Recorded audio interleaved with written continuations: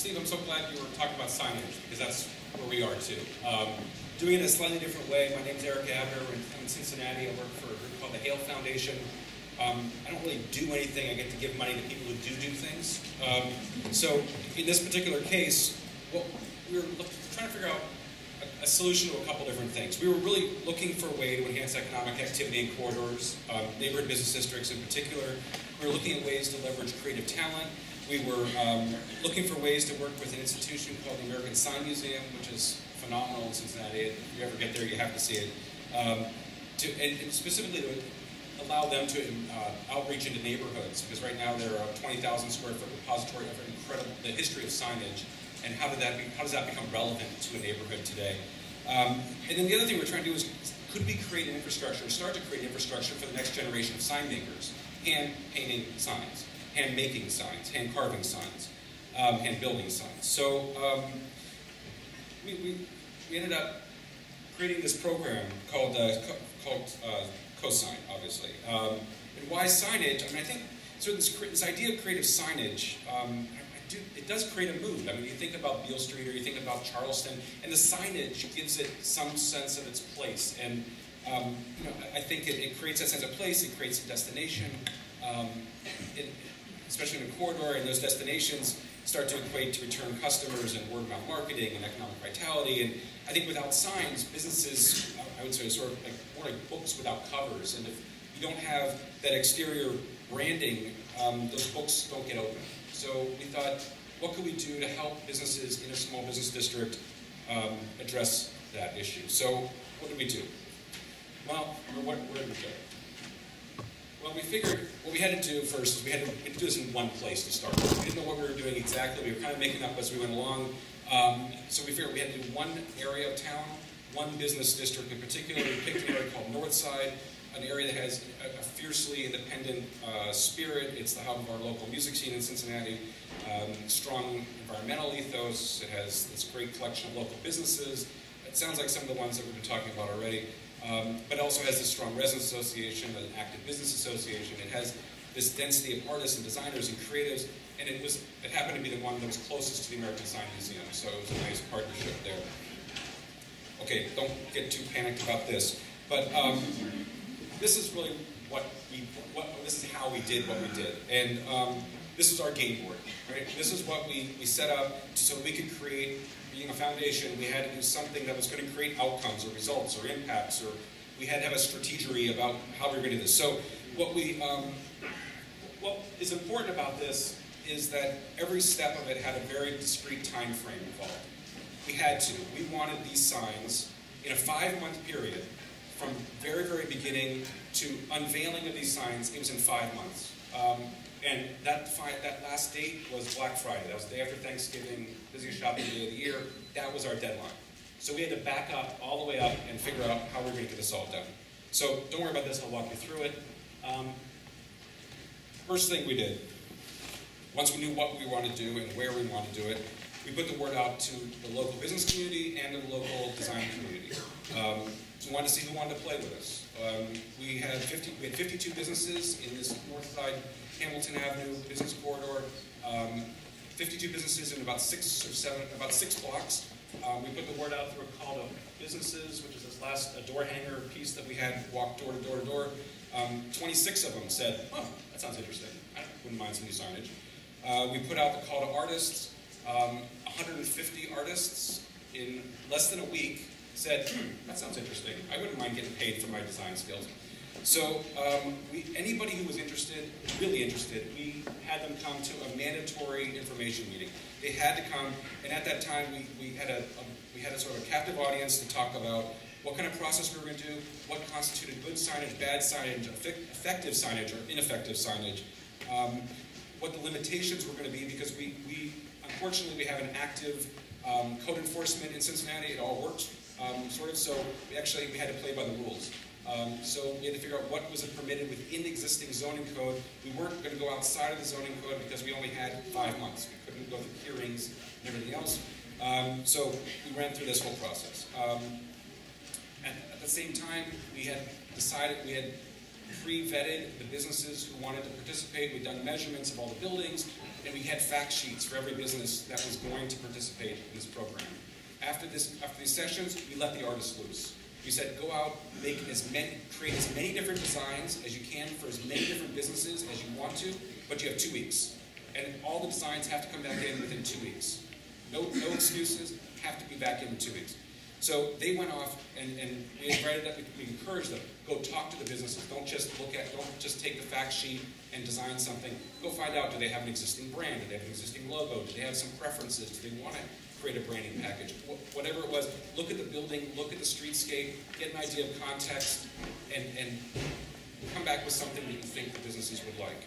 So again, we said artists, you can submit, and designers, you can submit as many different designs as you can, as you want, for as many of these different businesses as you want, but you're only going to be awarded one commission if you get it. So bet as many, make as bets as you want. So what ultimately happened, this isn't very clear, but to our amusement, or amazement, or something, after 2 weeks we had 144 different designs from 52 different artists for 19 different businesses. It's kind of shocking to me. What we ended up doing was taking the different designs for each of the different businesses, putting them together in a little book, and taking them to each of the businesses, and we let them pick their top 3. We scraped off all the artists' names, so it was purely on aesthetics. A learning, we probably should have had that a little more curated to help a business owner sort of look through the different designs, but they did okay.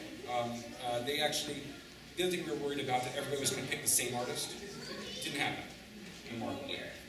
So once they submitted, they had 3 days to pick their top 3 choices. Everybody but one got their first choice, the other person got their second choice. That created this match between the business owner and the designer. Then what we ended up doing, once we had these matches, then we'd gone from 26 down to 19 businesses that had actually picked designs. Those 19 teams were all invited, or required rather, to attend what we had a rapid prototyping workshop. At that point, we paired these artists and business owners with a fabricator who knew what they were doing, had worked with the type of materials they were talking about, and we had them for 2 hours. And we had, in 2 hours, we really forced them to revise or refine what was a conceptual design into something that could actually get built and something that could actually be hung on the building within the zoning code. So we put each of them at their own table, and then we had an architect, an engineer, a zoning consultant, a historic district consultant, some design critics walking around. Feel familiar with like the Brazilian steakhouses? The thing with like meat, no meat, the little thing. We had these paddles, so that if you wanted to talk with the engineer, you waved the engineer paddle and the engineer came around, or the historic district person. We had 3 different zoning districts and a historic district piled on top of this one district. So we had plenty of regulation to go through. But anyway, in order for each team to leave, they had to have a sign-off from each one of these experts, people with an expert shirt on. And this was, and we had little CoSign stamps, and we had fake forms that we had to stamp, and it was fun. We fed everybody really well, and lots of local beer, and at the previous 2 workshops, we did the same thing, lots of beer and lots of food. But anyway, when they left that, they had a work plan of what they needed to do to put together a formal proposal that could get built and could get put on the building. They had, I want to say, a week to finish those final proposals with their fabricator, with the artist, with the business owner. They had to put those together in 1 week. They all came back in, and then we put them to a jury. As a fund, we ended up funding this thing. We were going to do 10. The business, we put them to we had 19 to choose from. We ended up having a really great jury that was looking at 3 different areas. One was around concept, one was around construction technique, and one was around context. Was it appropriate for the business and the neighborhood and the building and those sorts of things. Couldn't decide on 10, they ended up with 11. So we funded it. So we ended up with 11. The designers of each of those 11 signs got $1,000 honorarium for their work. This was not pro bono work. This was paid work. We wanted to encourage artists and designers that signage was a business model for them. So each of those designers got $1,000. Each of the businesses that got selected for the last 11, they had to put up $500 of their own to have some skin in the game. So what we did with the $500 of them. So once we had these designs, we had 11 designs. then we had to get them permitted. So what we ended up, we had to have them permitted by the city. We had to do this correctly. Since the beginning of July, this is July, November, we had an engineer, we had an architect, we had a zoning and historic consultants. We were working hand in hand with the city of Cincinnati staff to say, okay, we're going to stay within the zoning code. We're going to pay all the fees we need to pay. We're going to make you guys look good as city staff. The condition is we need 11 building permits issued in 1 day. We needed to meet our timeline, we had 1 day that they had. Now, the city of Cincinnati has a walkthrough process. We challenged them. We're going to pay for that walkthrough. We're going to give you all the information you need up front. Deliver. And they delivered. We got 11 building permits in 1 day, to everyone's amazement. Couldn't believe it. But what happened is we developed this template. And the template had, it was basically, they were all projecting signs. None of them were electrified. None of them had anything moving on them. We stayed exactly within the building code. But every bit of information was exactly in the same place. So we knew through 3 months of conversations with city staff what information they really needed, what answers they needed, so we answered it all up front. So we had this template. We almost killed our engineer and our architect, who spent a day and a half creating 11 of these, one for each sign. And up in the corner is all the load ratings and everything. So everything was what we needed to do. The interesting thing is now the city is asking when we're doing it again. They were so excited about doing it. Got our 11 building permits. We got them made. We went to fabrication. We unleashed all the fabricators. They had 6 weeks to build them, which they actually said was a little too much time. They usually work in a little tighter time frames, that's fine. But they had to get them back exactly in 6 weeks, which was by November 8th, because we needed to have a party.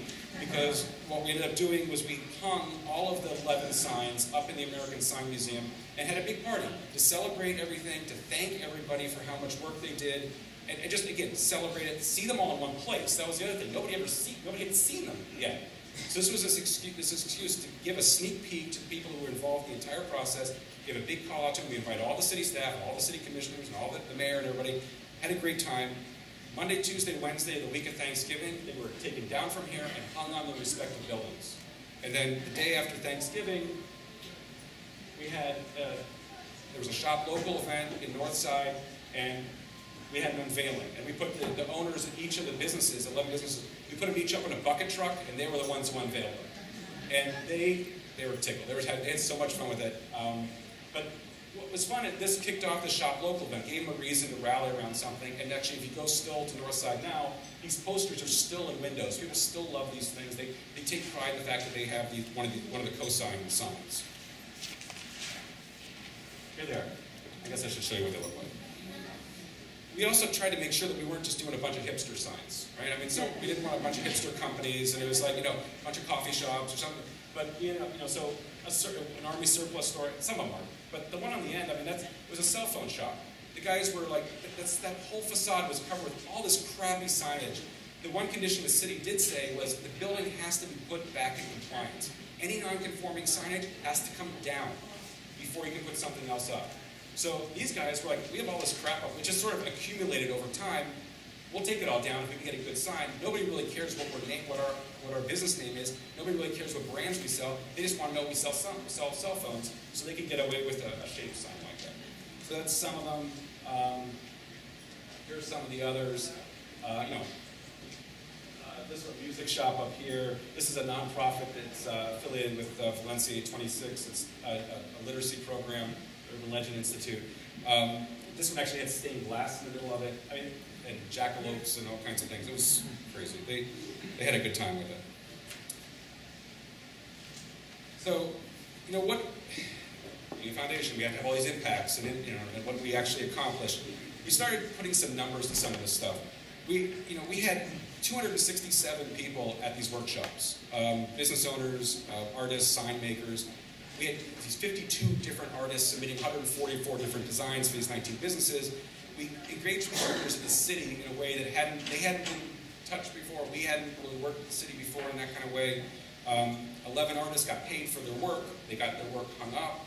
And actually, probably more importantly, they got educated on we educated them on how the entire process of sign design, permitting, fabrication, installation, how it works. how complex it really is to hang a sign. 150 people worked on either planning or executing the Chuck Local Day. And then another little tidbit. I mentioned the art.